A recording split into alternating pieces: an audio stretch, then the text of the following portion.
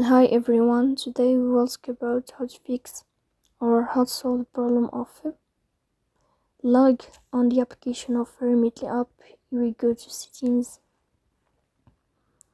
In this page, you will go to apps, default apps, app settings.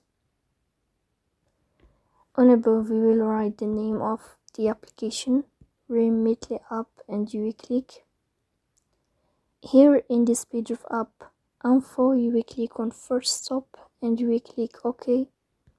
Here you will enter to storage, then we click on clear cache, but pay attention, don't click clear data because that can delete your account.